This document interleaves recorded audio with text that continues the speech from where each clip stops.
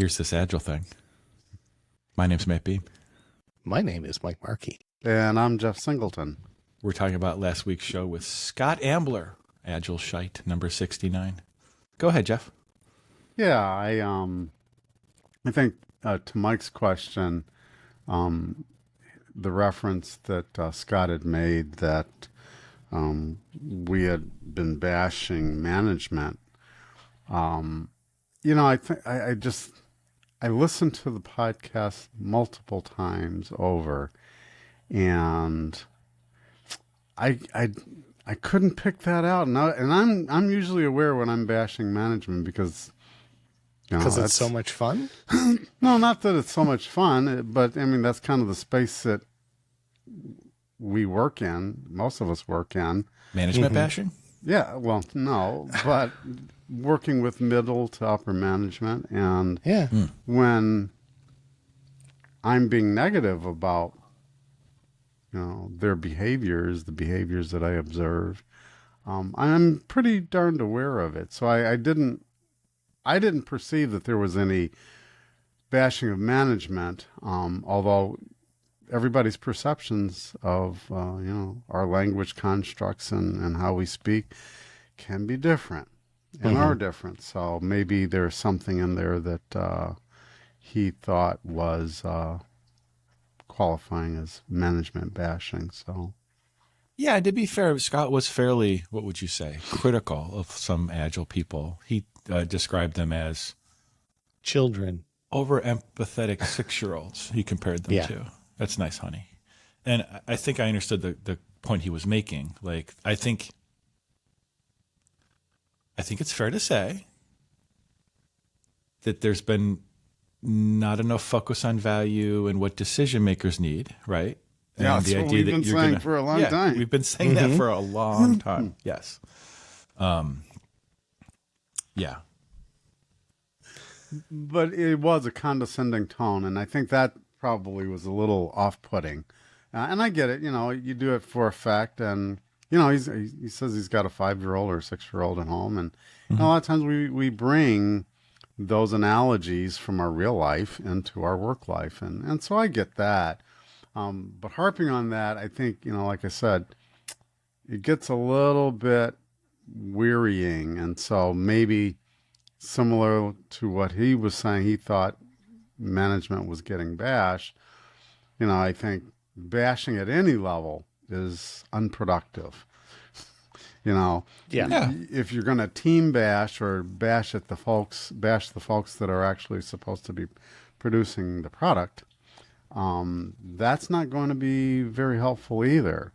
And so how do we just move beyond the childish language and bashing? And that's what I'm going to put as childish language. Okay, yeah, we get it. You're at fault. I'm at fault. We all had a contribution in where we are today. Yeah. So how do we move forward? That's the most important part. I think we ran out of time to kind of talk about Scott's part in it all, and B, where do we go from here? And then I'm sorry we didn't. We got 60 minutes, so and maybe if he wishes to come back on, I'm sure he'd be more than happy to share his perspective of where he was and where he is and his contributions. But this is all to say that we can't point fingers. Oh, you guys did this, or those guys did that, or anything like that. Well, we can, but it's not effective. I mean, there's a framework. It's not effective, yes. Exactly. Right. There's a framework for doing this thing. If you're going to criticize somebody, there's that book, Crucial Conversations. And to oversimplify it, I think you have to demonstrate first that you care about the person. You're not just saying negative stuff to make them feel bad or to win an argument. You have to say, look, I understand your context. It's challenging, and I do this out of love.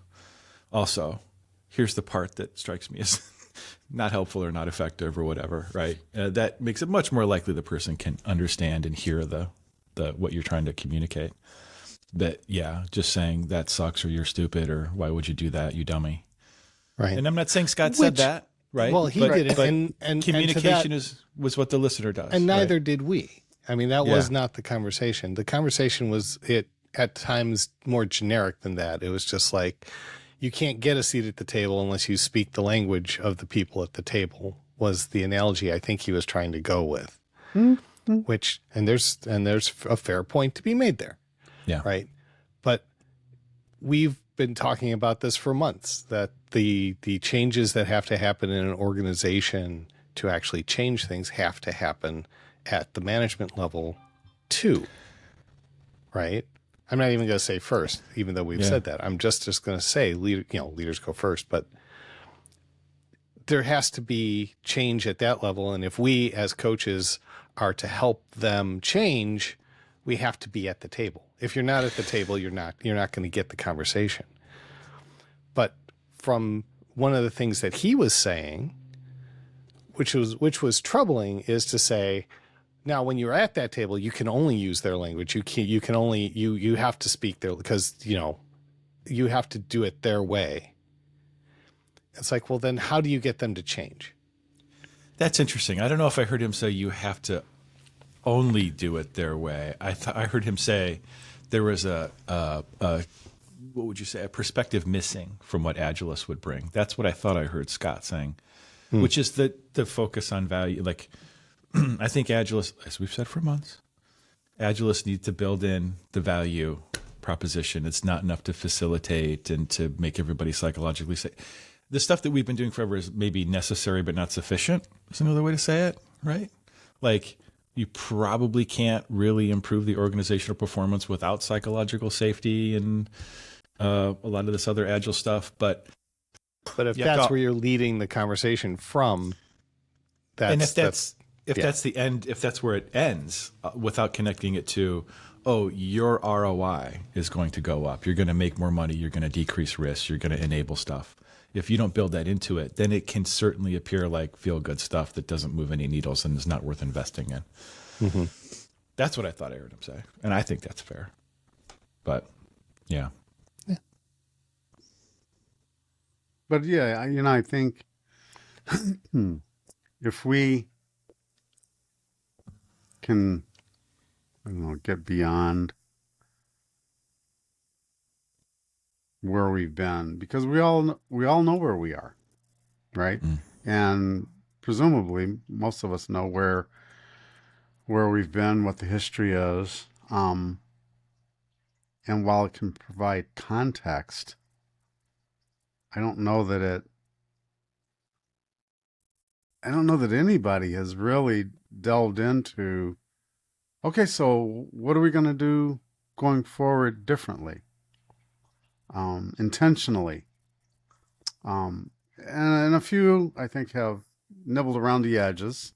When we talked to Jim Benson, he kind of talked a little bit about that, about where he thought things were going. And I think whether it's, Nigel or Steve or Scott in this case, I would like to hear, from each of them, okay, so what do you think that future is going to look like? And what are the behaviors and approaches that we should try? Because we're constantly uncovering new ways. We should be doing the things that we've been selling for years. Yeah. And having other people do. Yeah. And that will conceivably work. Yeah. But it's got to be a holistic sort of solution. It can't just be these point solutions that are very localized. Local optimization, which we know is minimally helpful. Yeah. To me, it looks like change management with measurable outcomes. I wouldn't call myself an Agile coach anymore, even though I think I do a fair amount of that. But I prefer something more like chief methodologist. You keep saying that. Who's on the hook for delivery? I do. I keep loving it. Well, because it's like every method is a different tool, but like what you're trying to do is. Yeah, but is chief a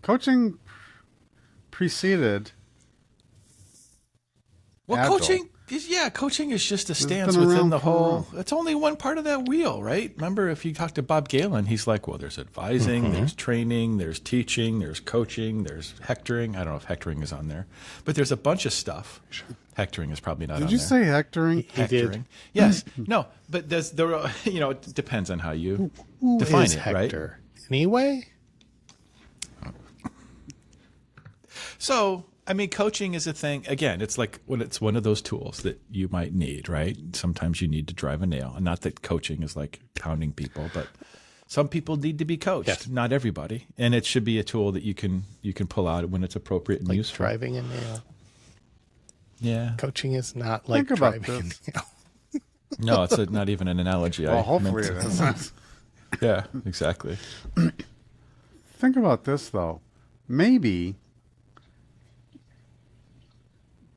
Does anybody ever willingly say, I need a coach? No, they say I need help. I need Some help. people do, but they're extremely self-aware. A lot of people who need something don't necessarily know they need something. I think is the point you're making. Is that right, Jeff? Well, either they are unaware, self-unaware, or they're aware and just resistant. You know, I don't need anybody to coach me. I can do it myself. I've got all these years of postgraduate study and everything, and I know what I'm doing. I got all this experience, and they come to the job in the, in the eye of the So a expert. term is coming to And my so head. it's hard to fill them. An alternative What is it? solution guide. Alternative Or solution, alternate solution guide. So coach becomes guide That is in your analogy? could be. Yeah. So here's my question. Yeah. then. Is it important to settle on a title? Well, our job search world is classified by titles. You need a marker. You need a thing to put on the card, the business card. You need a thing to call yourself. You need a explain like I'm 5. Yeah. I'm going to go onto a job board and I'm going to look for roles in a specific area, and I don't think they list jobs by behavior. The people who need the help that we can provide, what are they looking for?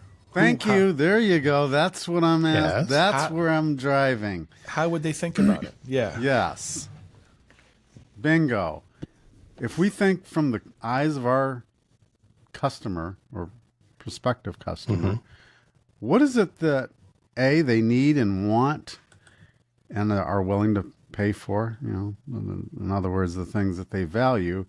And is there a label for that? Yeah. And then maybe back into it that way instead of trying to conjure up something that, maybe it sounds good or, pretty cool, but if it falls flat, or maybe it catches fire For a time, But and then then- it burns out. for a time. Yeah. Exactly. Well, but I think that's unavoidable. It's almost like a marketing discussion depending on how you define marketing, like Apple. My understanding of the way Apple thinks of marketing is, what do people need? What are the problems that they have, and what are they willing to buy? What can we build that satisfies that need for a price that they're willing to pay? Or know, if you're like Apple, right. you say, hey, look what they've been willing to pay for up until now. Let's just keep making that over and over, and we'll just slap a new label on it every year. Think about it, though. The fact that people pay means that it's valuable enough to them. Yeah. Right?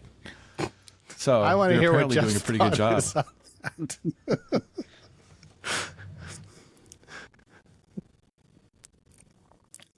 So I think it's two conversations. Initially, it was about what is it that the customer, the market needs, wants, is willing to provide money for, and in other words, values. But then, yes, after they've built this big behemoth. It's just like anything, you start small, you're nimble, and don't use that other A word. That you're nimble and you're able to pivot, and you're responsive, and you provide. You're focused on what is that the customer wants and needs, and that will help drive us forward. But then you get to a certain point, and you're no longer a speedboat. You're a big aircraft carrier, and it takes a long time to turn that around, right? Yeah. And 100%. so maybe you're still pointing in that direction, and it looks like, oh, you're just slapping a new label on it. Well, there is movement. It's maybe imperceptible, but there is some movement, and I'm giving Apple the benefit of the doubt. Yeah. There are things going on that, unseen to us, to our eyes from the outside. I'm sure there are things going on inside of Apple that they're trying to figure out, and navigate. And there is some movement, but in the meantime, we got a bunch of iPhones that are, let's ride the horse in the direction it's facing. I think Apple's a great example of this because they're not immune to that. I mean, they're huge and they're obviously very successful, but like they just created this. They created this thing called the Vision Pro, right? And apparently they didn't necessarily do as good a job of figuring out Is that their AR VR thing? It's their AR, augmented reality glasses. Okay. Oh. And it turns out, so I think they just announced that they were, or I don't know if they announced it, but it turns out they have cut production on that thing. Like people don't want to pay $3,500 for that thing. So they didn't do as good a job as they thought they had done about figuring out what people needed and the intersection point. And also, let me just say this, like I started using an iPhone in 2007 and it was awesome. And if I had ever had a problem with it, I could just go to the Apple store and I had a lot of confidence in Apple for a lot of years. Like if I had a problem, I would just go in there. And in recent years, the vibe I get off of Apple is that they're just too big to care anymore. Like they bricked my phone for the entire month of December 2020. And it was their defect.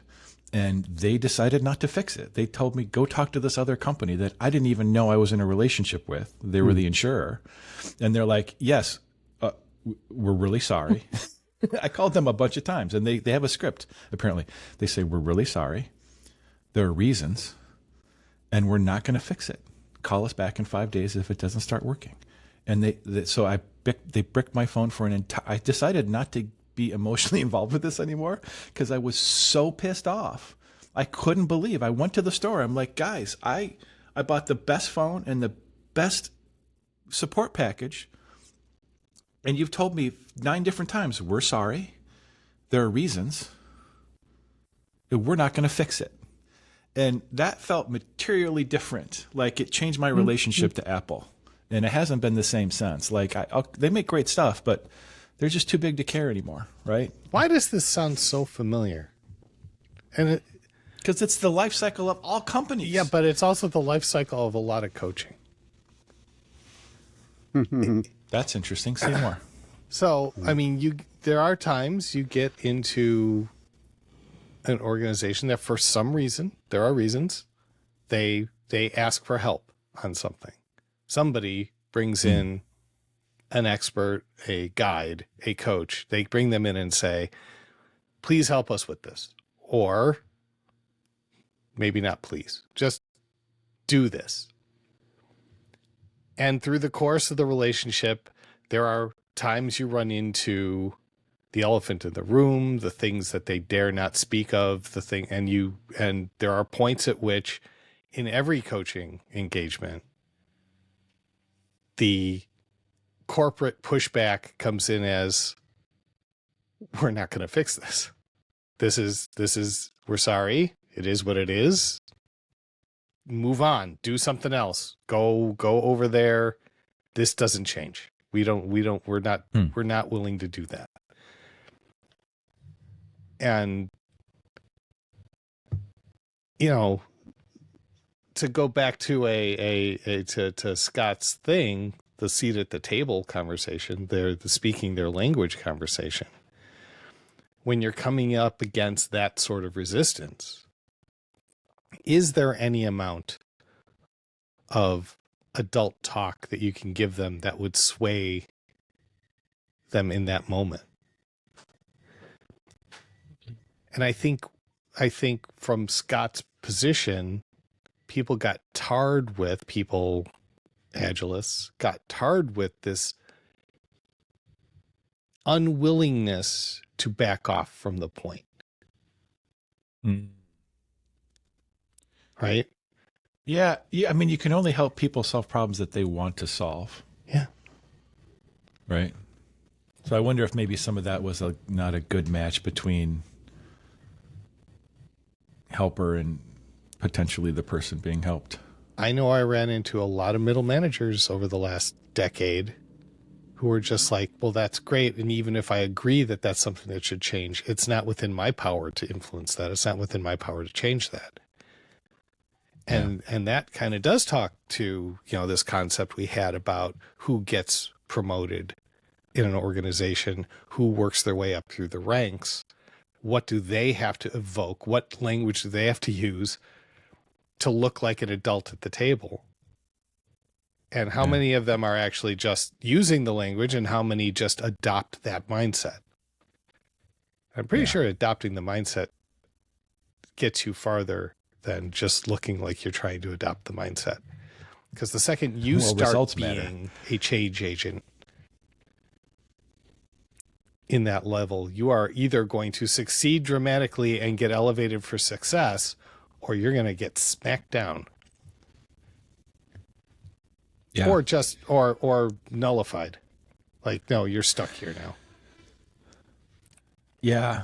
I think it has to do with like the engagement. Like you have to, I think if you're going to make meaningful change to an org, you need to be connected to somebody who has the authority and the ability to make the change and make it stick and pay for it. So you've got to be able to convince them. Yeah. Right. Yeah. And so sometimes those guys are saying, all right, I'm willing. I see some value here. I'm willing to give it some time. I'm willing to give you an opportunity to do this. But it's not an infinite. It's not an infinite spigot of funding. You've got this long to show something, to change something, to move a needle. And oh, by the way, between you and that goal is this vast array of other people who I have influence over. Mm-hmm. You could think of the organizational change that you're delivering as a product, right? Mm-hmm. And you could think of the incremental funding the same way you do incremental funding for any other product that the organization values. Yeah.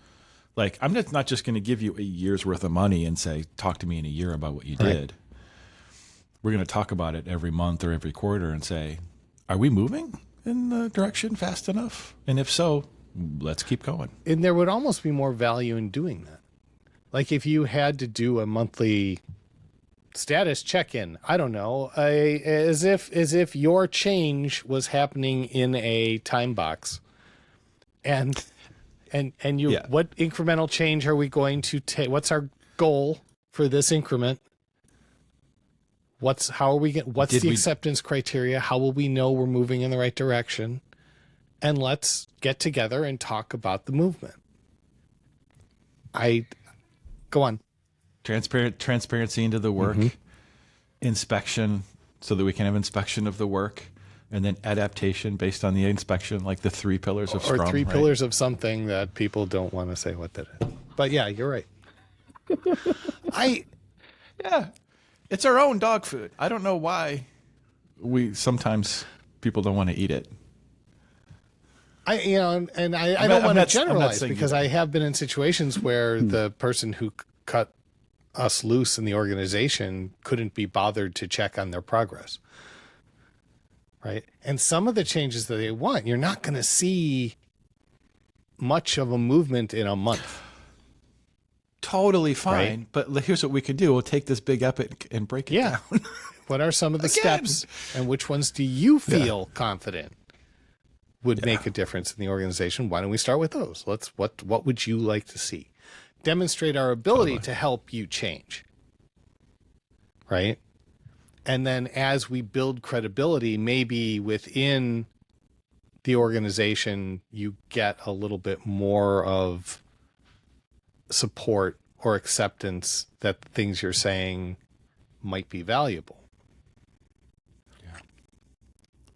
But you're also going to run into the people who fear change, and those people are going to just steel against anything that you have to say. Like they'd look at, and I brought this up a couple of shows ago, and I said that I think that what we currently call a coach or an agile coach or whatever we've been calling this used to be called an efficiency expert. There used to be consultants who came into organizations and their job was to cut the fat. They were gonna streamline the organization. They were gonna make. Jeff, do you remember these roles? Mm-hmm. Am I off base? Mm-hmm. No. What would you say you do here, Bob? Yes, famously the Bobs in Office Space, but the reaction in Office Space, comedy and all, was, you better hope they don't look in your direction. You know, I got to go talk. Let's keep in mind the protagonist. I don't remember. It's been a while since I've seen the show, but wasn't the protagonist a slacker who didn't really do anything? Okay, here's I don't the know. thing. Maybe I misremembered. I would say no, he wasn't a slacker, but he did have a unappreciated vibe about him. He was he was a corporate cog in a machine, and he did not view himself as being valued. He was demotivated because he had 8 managers always telling him different things to do, and whenever he made a mistake, 8 people yelled at him. That's the world in which he lived. I think he did his job. Okay. In the role. Fair. Yeah. Right. But he wasn't motivated to do anything more than just his job. So he was a good employee in a bad system who looks like a bad employee, therefore. But the thing is, he didn't look like a bad employee. I don't think so. I don't think he was distinguishable from the other employees. There were far worse employees. Milton, who had already been fired. The stapler guy? The stapler guy. He just kept showing up, and they kept paying him. So,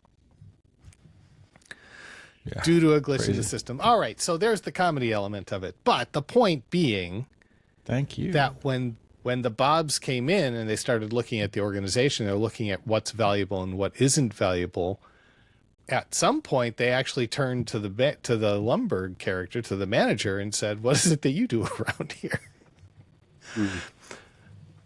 You see the guy who kept asking if he could come in on Saturday? That'd be great. That'd be great. Okay.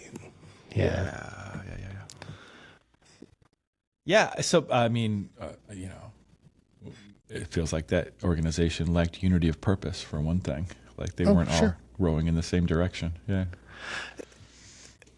And so let's. I mean, geez.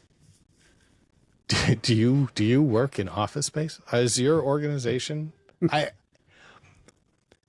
Let us come in and see. So let's play this game. Say you were called by Initech and you were brought in to help make Initech a better place to be. Now, unfortunately, I don't think that was the reason the Bobs were hired. The Bobs were hired because they needed to the decision had been made to make cuts. Right? So the decision was already made by the powers that be. Now they brought in somebody with the intent of doing the cutting, as opposed to offering alternative ways of doing things. Yes, obviously, we may have to restructure some things. We may have to rearrange some bits of the organization. But what we're going for here is to make the entire organization more efficient, more effective, right? To drive back toward that's the twist we're putting on this. We're not saying you need to come in and like an Elon Musk approach. Let's go fire 2/3 of the company and then we'll figure out what we really need. Right. That's not. You think he did that prematurely?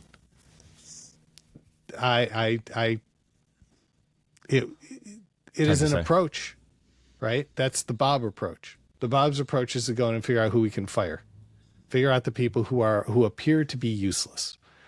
To go back to our flow discussion, the interns standing in the guys standing in the hallway because they got nothing to do, not the interns. The expensive people who are not The producing. cheap people who are not producing. They looked at anything. Oh, the guy who wheels the gurney around. They're standing around, right? And when the operating theater is running full tilt, so obviously we don't need them, right? You talking about the movie No, still? now or I did we switched switch to our conversation about flow. But the point being, I guess, if an organization is they're unhappy with what they've got. They want to know if they can do better. Right? So they're going to say, what's a do betterer? Who do I call to find out how to do better? And for whatever reason, the Agile Industrial Complex got the word out that there's better in here. Call one of us. And so you want some of that better? You want to do more better? Bring us in and we will tell you how to do more better. And you better do it because everyone else is doing it. And your competition is going to eat you for lunch if you don't do it. So there's your need. There's your reason. Bring us in. And the people who took it from that standpoint deserve to be suffering right now for that. Because that wasn't really helping. It's not a well-formed problem statement. It was more like, I guess. And help me help you to help me. Yes. So that brings it back around to leaders go first. Like leaders need to understand what the issue is and understand like what is the problem I'm trying to solve here? How am I going to know when it's solved? Yeah. And then who can help me and what do I expect them to do and how do I make sure that happens? Now, there can be a role, though, for an outsider to help illuminate, because let's face it, if you're COO, CFO, whatever, you cannot see all of what's going on in the inner workings of your organization. That's just, you see what your middle management wants you to see. Lets you Remember? see. Lets you see, yes. And so the reality is sometimes there are going to be blind spots. Mm-hmm. And so having an outsider come in, that's the benefit of having an outsider come in. But you have to give them free rein. And when I say free rein, free observational rein, and give them space to do that observation. Not come in and do this.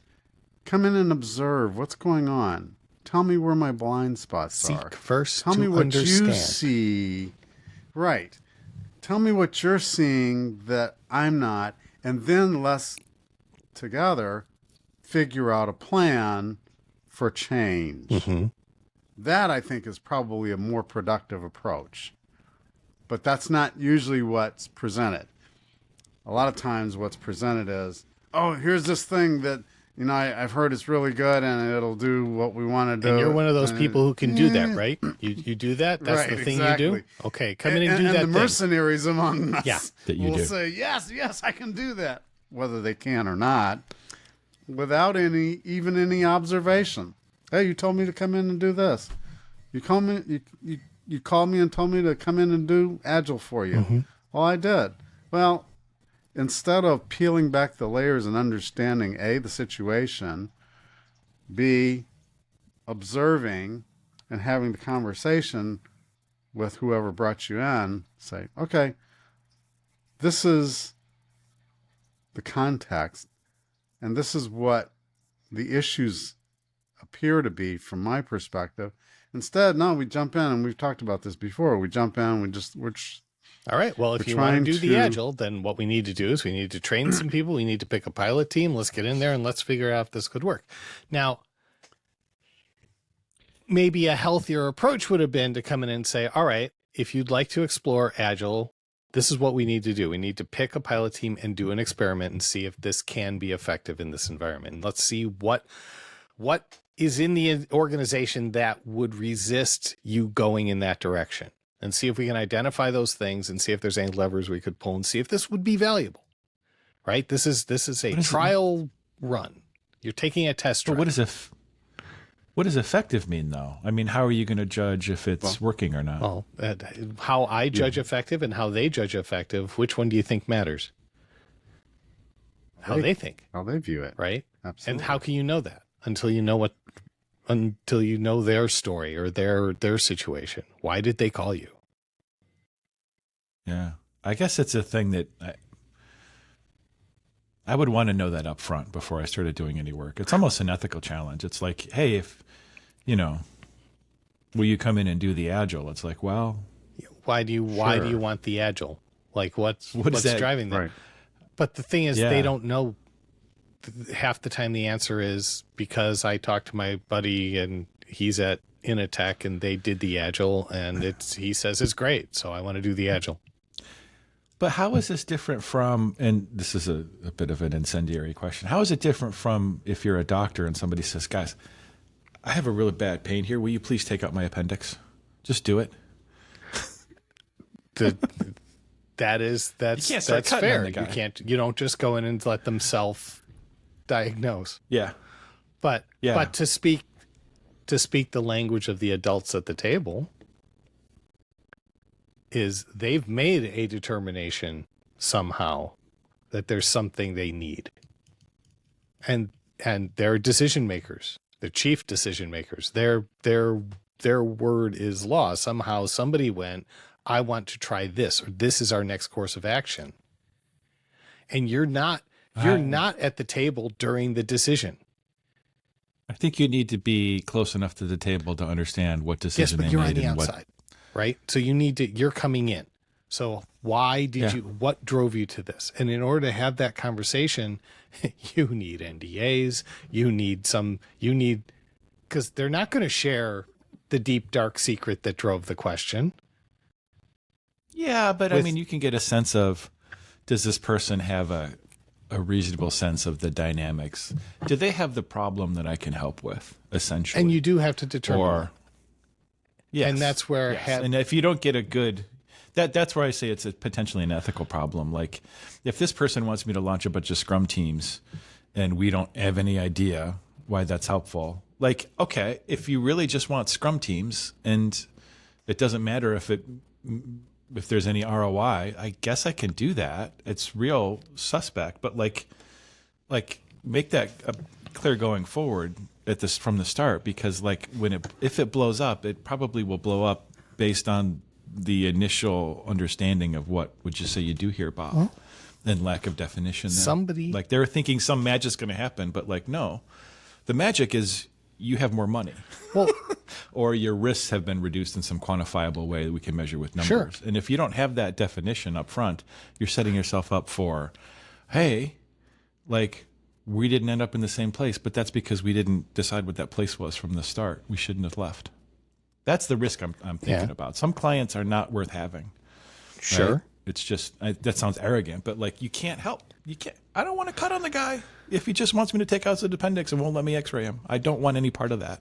So it damages my credibility. Yeah. So ethically then, Matt, if you went to a doctor and said, hey, I just need you to just take this thing out of a good doctor, and I would suggest that that's all doctors that have a license to practice, will say, it doesn't work like that. It doesn't. I will lose my license if I do that. I can't do that.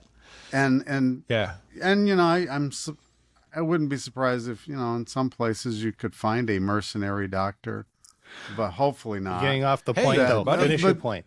Don't go down there. So yeah. But I would suggest that you could not find a doctor here that would do that, and they're willing to say, yeah, there's money to be had in taking this guy's appendix out, but that would be inappropriate. Right. So, and are there enough people in our space that are willing to say that's not going to solve your problem? in other words, understand the problem. And number two, so what you're asking isn't going to solve your problem. And be willing to say, I'm not your guy. I'm a Scrum coach. This isn't going to help you. Right. I can't help you. Yeah. Okay. That's a tough thing you to can say. do that. But go back to your doctor analogy. So you go up to a doctor and say, hey, I need you to take my appendix out. And the first question they should ask is why? Why do you think you need to have your appendix out? And they say, well, I'm feeling pain. I'm in discomfort. I've heard that appendix is the reason. So I want my appendix out. And the doctor should say, well, let's perform some tests. Let's see if we can verify your diagnosis. Some of them say it differently. Some are very arrogant about it and say, well, which one of us is the doctor here? Right. And It's probably not a great doctor. well, no, they might be an awesome doctor. They're just not a very good people person. Yeah. Okay. They are Skilled at very the doctoring skilled part, at but the not skilled at the doctoring. communication Yes, they're part. skilled at the agiling, but they're not skilled at the Yeah. peopling. So anyway, the point being that there is a diagnostic process that you should go through, and you should come in, and anytime an organization comes to you and says, we need you to do the Agile, you should be going with, I will be happy to help you diagnose that issue and see if that would be a helpful thing and how it could be helpful. How willing are you to go through that diagnostic procedure? Yeah. Right. If you're Mike, so I'm sorry, Matt, go ahead. Okay. If you're selling yourself as providing the Agile, is it unreasonable that they would call you and say, hey, you're an Agile coach, come here and do the Agile? No, Tell me the Agile. No, it's Yes. absolutely. That's what they do. That's how they find us right now. They say, I want the Agile. You've got the Agile shingle. Come install the Agile. Install it. Yeah. Yes. Whether or not that is the Correct. solution. Right. So maybe the Agile thing is not the best way to frame it. Well, it's not. And so in that sense, Yeah. chief methodologist, or at least methodologist, does resonate better. It's like, okay, I will be happy to talk with you about, we may find things in your organization that are fine and you should keep them. You shouldn't, you don't have to, we'll figure it out, but you may not need to retool the whole world. Probably Right. don't. In fact, most likely you won't. I mean, how many times have you had that conversation where someone, you're teaching teams Scrum because the decision is made that the development teams are going to do Scrum, and then some operations guy comes in and says, that's never going to work for us. It's like, yes, and it shouldn't. Yeah. You shouldn't be a Scrum team. Right. So in a sense, we're still focusing on the implementation part of the technical part as opposed to the value or the benefit that we can the provide. processes and tools over the individuals and their actions. Yeah, that thing. So maybe it really is more like organizational efficiency expert. It's productivity Yeah. consultant. It's I don't know. I don't know what to talk. So when you label yourself, methodologist or whatever, is the market looking for A methodologist. No. Oh, a methodology? That's what we need. No. My methods haven't been studied sufficiently. I need somebody to study my methods. I'm a methodologist. I will bring them in. Maybe not. Totally. No, what they know that so from the point of view of the patient, to extend the analogy, they know where their pain is. They know what sucks, right? They can't get stuff done. They don't know when stuff is going to be ready, and they can't plan against delivery because delivery is so chaotic. Mm-hmm. They can't see what's happening, and they have no confidence in the delivery process, right? Those are the symptoms they can see, just to pick 3 out. So we need something that addresses that. That's how they think about it, right? That's what they're seeing. So we need, and those are the problems we can fix. So we need something that encapsulates that. Yeah, what's right? funny is as you were talking about that, for some reason my brain went to physical therapy. Like, yes, there's going to be an operation, we're going to do something, or there's going to be a treatment, but that's going to be followed by this period of building up muscle memory, building up physical Organizational therapy. Yeah, see, and then once you go there, then you're right back to you're dancing right on the edge of the coach line again.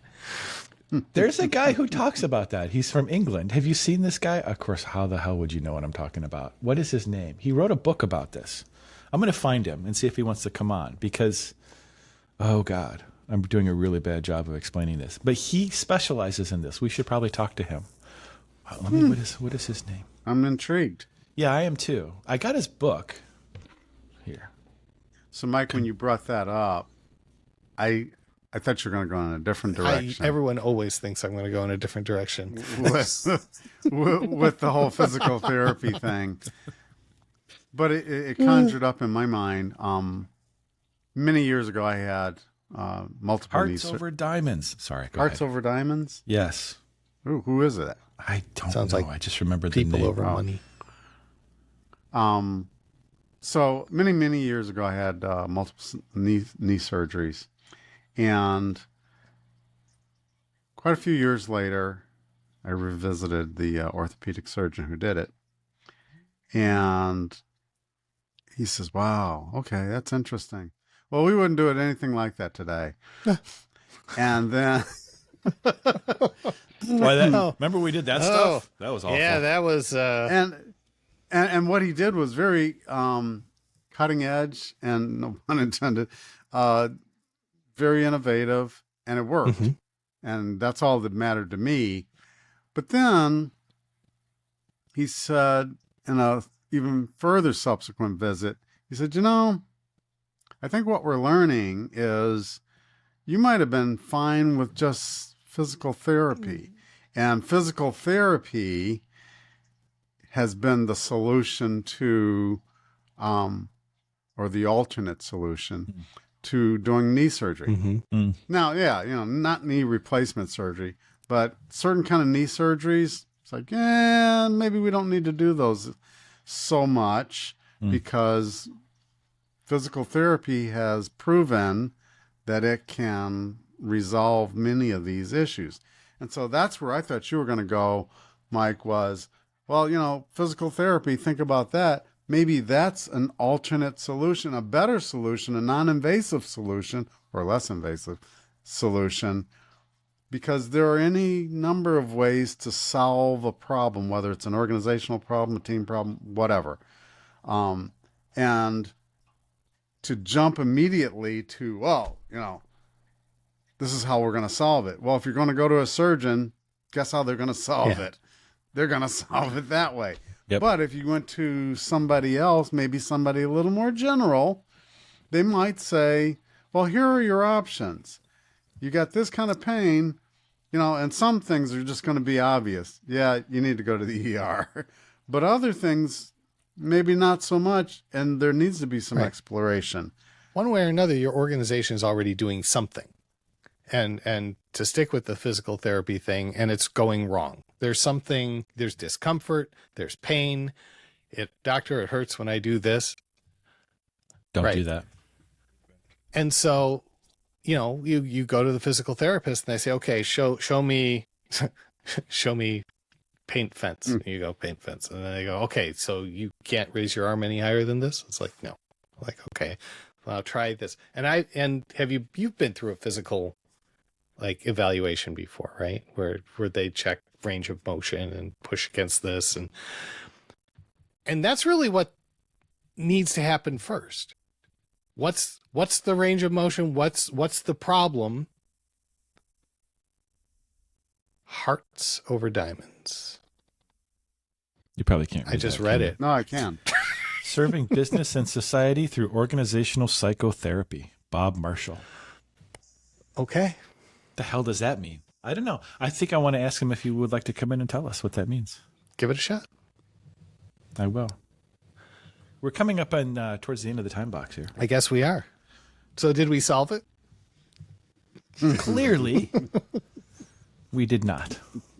But it was an interesting thing to talk about, and there's more coming next week. I don't know if that'll be with Bob or with who, but we've got Nigel coming back in December. I think he's super busy, and a couple of things that are sort of just waiting in the wings that we will be coming out with next week. So